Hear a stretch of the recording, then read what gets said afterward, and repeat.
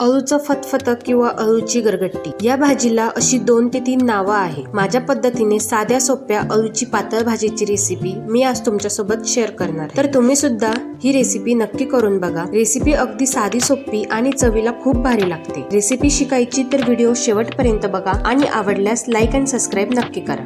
नमस्कार, मराठी स्वयंपाक मध्ये आज आपण करतोय आळूचं फतफत किंवा आळूची पातळ भाजी। एकदम साधी सोपी रेसिपी आहे। सुरुवात करूया। तर सर्वात पहिले आपण आळूचं फतफत करण्यासाठी साहित्य काय लागणार आहे ते बघूया।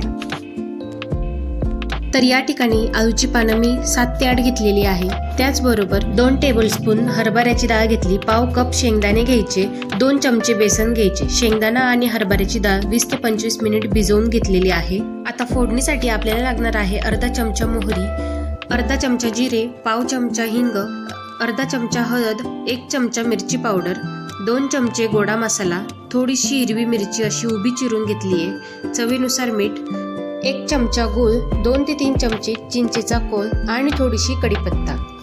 तर हे झाले आळूच्या भाजीसाठीचे साहित्य। आता आपण आळूची पानं कापून घेऊया। आता आपण याची शिरा काढून घेऊया। शिरा जर जाड असेल तर काढून टाकायच्या, म्हणजे ती जी कचकच असते ती आपल्या भाजीमध्ये येणार नाही। तर पाणी मी आधीच स्वच्छ धुवून घेतली आहे। याच्या शिरा आणि देठ काढून घेतली। आता याची जी देठ आहे ती वाया घालवायची नाही। देठ सुद्धा आपल्याला चांगली सोलून घ्यायची। अळूची देठ सोलल्यानंतर नख काळी पडतात, त्यामुळे काय करायचे, थोडासा लिंबाचा रस थोडा आपल्या नखांवर लावायचा आणि स्वच्छ हात धुवून घ्यायचे।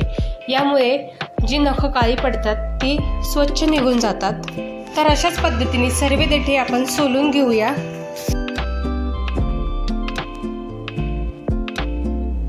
तर हे बघा, आपण देठ सुद्धा छान अशी सोलून घेतलेली आहे।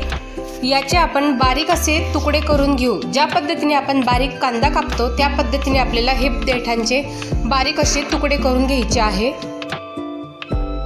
आता आपण सर्व देठ छान असे बारीक चिरून घेतले। आता आपण कापूया पाने। आता पानं सुद्धा आपल्याला छान अशी बारीक कापून घ्यायची आहे, म्हणजे पानं आपली पटकन शिजले जाईल, त्यामुळे बारीक पानं कापून घ्या।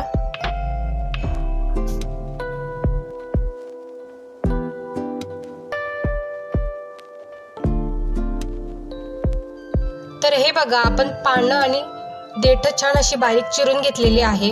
आता आपण कुकरमध्ये हे सर्व स्वच्छ धुतलेली पानं घालूया। पाने आणि देठ मी आधीच स्वच्छ धुवून घेतलेली होती, ती या कुकरमध्ये घालूया। आता पानं घातली, यामध्ये आपण भिजवलेले शेंगदाणे घालूया आणि हरभऱ्याची डाळ घालूया। आता हरभऱ्याची डाळ आणि शेंगदाणे हे तुम्ही कमी जास्तही करू शकता। आता दोन्ही आपण यामध्ये घातले। यामध्ये आपल्याला पाणी घालायचे। तुम्ही शेंगदाणे भिजवण्यापेक्षा ज्या भुईमुगाच्या शेंगा असतात त्या सुद्धा तुम्ही या ठिकाणी वापरू शकता। कुकरचं झाकण लावू आणि याच्या 3 शिट्ट्या करून घेऊ। पहिली शिट्टी मोठ्या आचेवर आणि दुसऱ्या 2 बारीक आचेवर शिट्टी करून घ्यायची।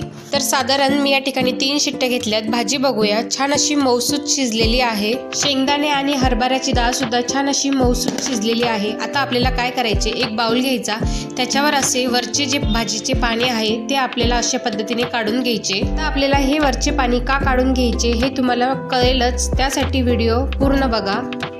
आता ही जी भाजी आहे घट्ट, आता यामध्ये आपल्याला घालायचे बेसन।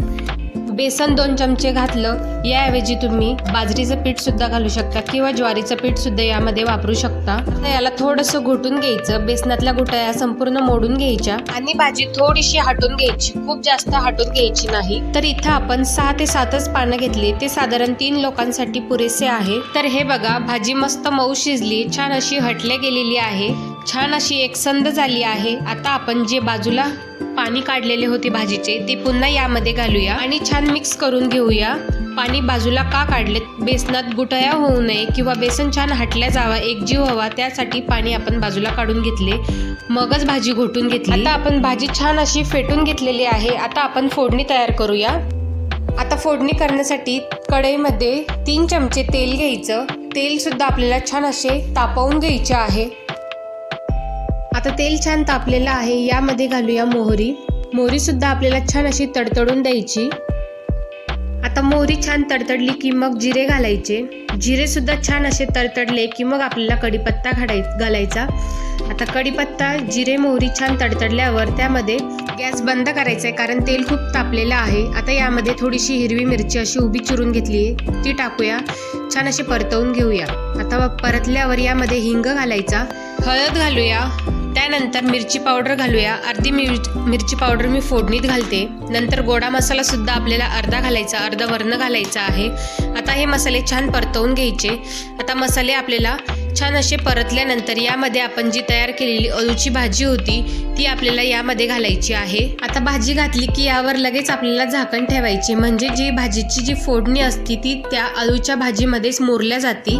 त्याला चव खूप छान येते, त्यामुळे झाकण ठेवा. मस्त गोडा मसाल्याचा वास सुद्धा आला आहे. जर गोडा मसाला नसेल तर तुम्ही जो साठवणीचा मसाला असतो तो सुद्धा वापरू शकता, किंवा अर्धा चमचा गरम मसाला सुद्धा तुम्ही या ठिकाणी वापरू शकता. तर हे बघा, ही फोडणी आपण छान या भाजीमध्ये एकजीव करून घेऊया.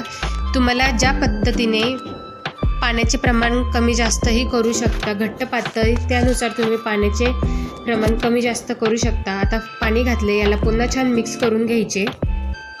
तर हे बघा, ही इतपत अशी घट्ट भाजी झालेली आहे. तुम्हाला यापेक्षा अजून घट्ट करायची तर तुम्ही पाणी थोडे कमी वापरा, किंवा ही शिजून आणखीन घट्ट होते, त्यामुळे पाण्याचे प्रमाण ॲडजस्ट करून घ्या. आता सगळ्यात शेवटी आपल्याला यामध्ये घालायचं आहे चवीपुरते मीठ. नंतर थोडीशी मिरची पावडर आपण जी वरण घालण्यासाठी ठेवली होती ती घालूया. गोडा मसाला घालायचा, चिंचेचा कोळ घालायचा, 1 चमचा आपल्याला गूळ घालायचा आणि छान असे एकजीव करून घ्यायचा. आणि याला मंद आचेवर 5 ते 7 मिनिटं उकळून देऊया. 5 ते 6 मिनिट उकळलं की भाजी चवीला खूप छान लागेल आणि असे दाटसरपणा येईल.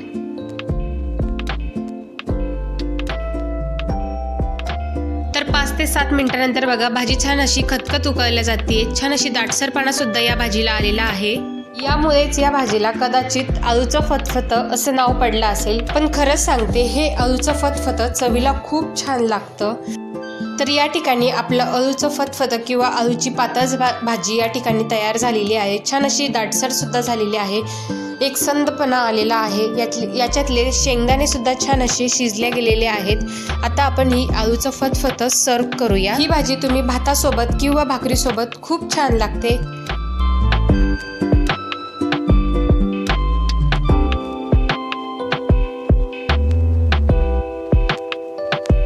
तर तुम्हाला ही रेसिपी कशी वाटली ते मला कमेंटमध्ये नक्की सांगा. आणि हो, या भाजीला तुम्हाला काय नाव द्यायला आवडेल ते सुद्धा मला नक्की सांगा. पुन्हा भेटूया अशाच एका नवीन व्हिडिओमध्ये. तोपर्यंत धन्यवाद.